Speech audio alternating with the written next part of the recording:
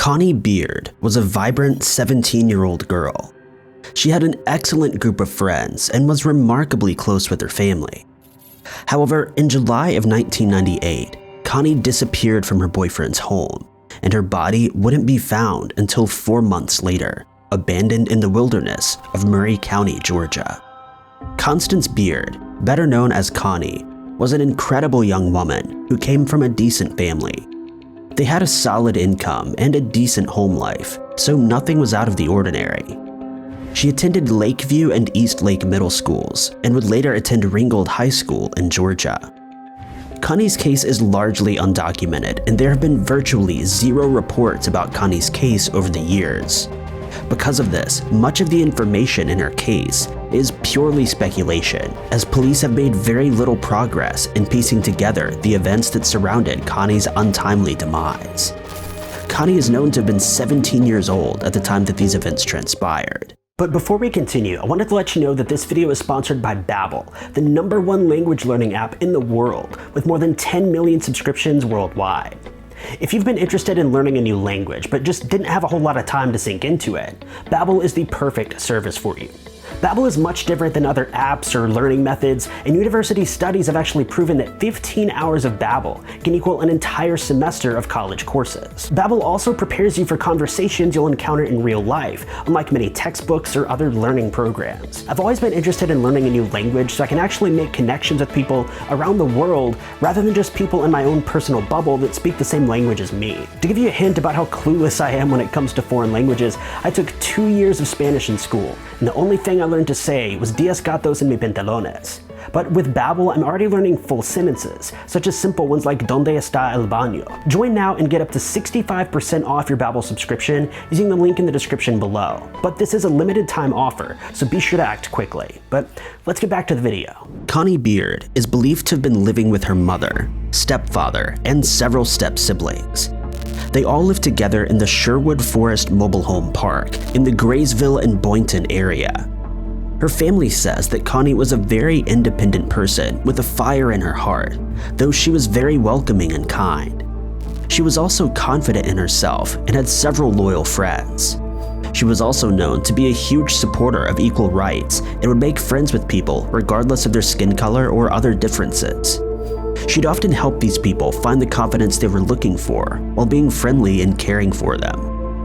On July 17, 1998, Connie told her mother that she'd be spending the day with her boyfriend and would likely stay over at his house.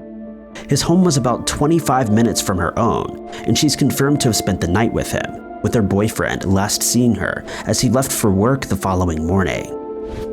Connie's sister, Bridget, spoke with their aunt and said that their aunt was likely the final person to speak to Connie before she disappeared, never to be seen again. Her sister says that her aunt received a phone call, and the phone number appeared to be from Connie's boyfriend's apartment. Connie was making sure her aunt had made it home the night before. However, their call was cut short. Her aunt says that Connie unexpectedly ended the call after explaining that someone was knocking on the door. Connie said she'd immediately call back after answering the door, but this call never came. Shirley, Connie's sister, says that they never found out who was at the door and never heard from Connie again.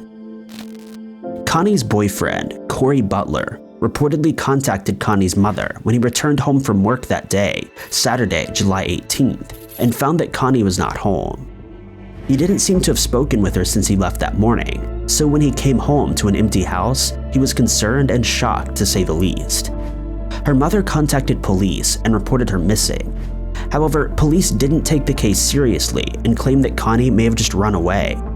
Her mother says that police brushed the case off and claimed that there was nothing to worry about.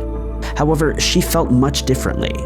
Her mother explained that their family was very close, and Connie wouldn't have simply run away without speaking to someone first. Her family claimed that Connie had no reason to run away, nor had she made any strange plans in the days surrounding her disappearance. By all means, she appears to have been perfectly happy and content with her home life. Her family continued to search for her until police finally closed the case 4 months later. Her family's worst nightmare became a reality when Connie's body was found buried in a shallow grave in Murray County, Georgia on October 11, 1998. a group of utility workers were working on some nearby power lines when they noticed her body. Police were immediately called. However, as is true with the rest of this case, details surrounding what they found are very vague. In fact, police never even reported specifically where her body was located. Investigators on Reddit have looked at a photo that was released, though they can only pinpoint the area by saying that her body was found between 20 and 40 minutes away from her boyfriend's apartment. Police have only revealed that her body was located in a very rural area, though there are thousands of miles of rural areas all throughout Georgia. The obvious first step in this case would be to investigate Connie's boyfriend. However, police have no reason to believe that he was involved. He was confirmed to have been at work at the time that she would have disappeared, and he has no criminal record that would make him suspicious in any way. What's very interesting is that police reported that he doesn't seem to have known Connie very well, even though he felt comfortable leaving her alone in his apartment for extended periods of time. This seems very unusual, but police have largely ruled him out as a suspect. The only other person that may be of interest, according to online investigators, is Connie's uncle. She appears to have been very close with her uncle, but some commenters on Connie's case feel as though she may have been unusually close to him. He's been mentioned on a Facebook page regarding Connie's disappearance, but it doesn't seem like police are interested in him either, or anyone else for that matter. Though it seems highly unlikely that anyone in her family would have been involved. Her family reiterated that they were all very close and would always touch base and keep tabs on one another.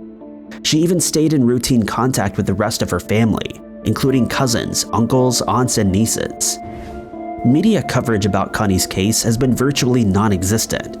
Police haven't mentioned her case anymore either, though the Georgia Bureau of Investigation claims they're still actively pursuing her case. However, she's absent from their list of online unsolved homicides. The final time Connie's case received any sort of media attention was in June of 2020, when a local Channel 3 news organization discussed her briefly on their nightly news broadcast. Investigators mentioned that they've received tips about Connie's case over the years, but this information has not led to anything valuable or any new suspects. For the moment, her case still remains unsolved. We don't often appeal for information on this channel, but considering how close Connie was with her friends and family, we're asking that anyone who may have known Connie or may have known someone who was friends with Connie, please reach out and offer your time to the Georgia Bureau of Investigation. It seems like they're reaching dead end after dead end with this case, and any information you could offer, anything at all, could help the case progress